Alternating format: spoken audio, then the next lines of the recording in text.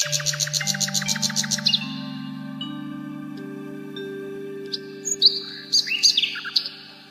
story of two sisters, Netra and Neha. They lived in Nasanapeta. It is called Garden City because of its greenery and parks. Netra and Neha's favorite park was near their house. It was like a little forest with many people, guava, jackfruit, and banyan trees. The park was looked after by a gardener. The gardener loved to watch the children playing in the park. He was a good friend to the children too. He used to say to the children that he could understand the language of trees and talk to them too. Netra and Neha used to go to the park with their friends every evening. The children used to enjoy doll parties. They also liked to play hide and seek. The gardener used to watch them play different types of games.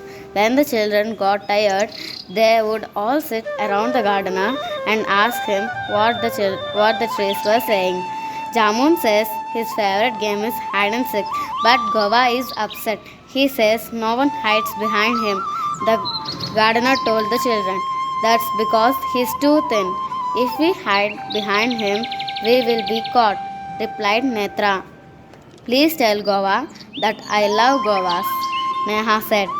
She didn't want the young Gova tree to feel bad. The gardener spoke the same to the Gova tree. He then turned to Neha and said, "Gova says you're his favorite too.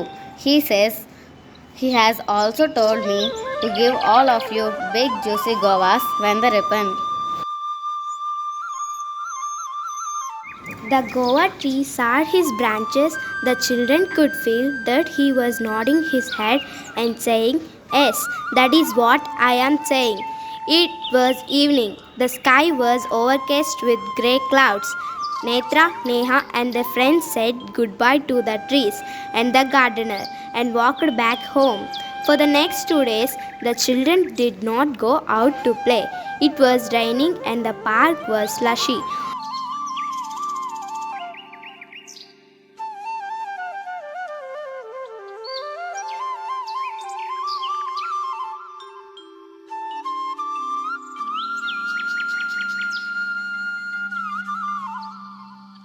On the third day, it was bright and sunny. Netra and Neha rushed to the park. The children were keen to learn from the gardener how small plants and big trees liked the rain. However, the gardener was as silent as the lamb. He was nowhere to be found. The trees had a strange mark on them. It was a big X. Akshaya, Vinila, Soundarya, Kishore, and their friends looked everywhere for the gardener. At last, they found him sitting under the banyan tree. He was quiet and sad. "Go away, you naughty children," the gardener shouted when he saw them. The children were shocked. "Why are you angry, and why do the trees have X mark on them?" Netra asked. "The trees have been marked to be cut down. All this is happening because of your irresponsible actions. I thought you loved these trees, but you don't," shouted the gardener. "That's simply not there. We love these trees. We never told you to cut them down," said Neha. The gardener showed a newspaper to the children. Read this," he said, pushing the newspaper to the children. The words were big. "Children, irresponsible. Wasting paper, pencil, food, gas Nashanapeta's trees to be cut down." Netra read slowly. "But we don't waste paper or pencil," Netra said confidently. "It must be other children." This made the gardener angrier.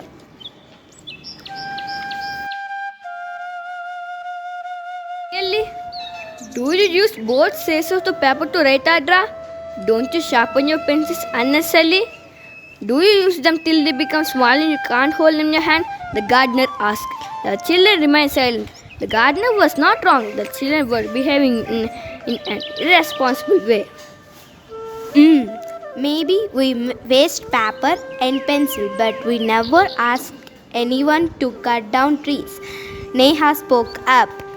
You didn't ask trees to be cut, but don't you know that the paper and pencils are made from the wood of trees? The gardener told them. If you and the other children of Nasampeta had used these things with greater care, these trees would not have to be cut down.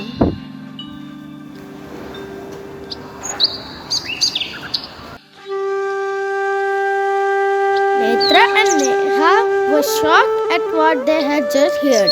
Their grandparents often told them to not use so much pepper, but they never listened. Some of the other children began to cry. The anger of the gardener flew away. Some Netra could observe that he had a smile on his lips. "Don't cry, my children," he said. The then he started smiling. "Our garden is safe. No tree is going to be cut," he said. "I made the markings to make you understand that we should protect nature. Trees, rivers, and oceans give us food, clothes, and water. It is our duty to protect them." Thus, all children, including Netra and Neha, felt very much relieved. They were very happy because trees would not be cut down. We promise to be more careful and responsible. And from today onwards, we will never waste anything. The children promised.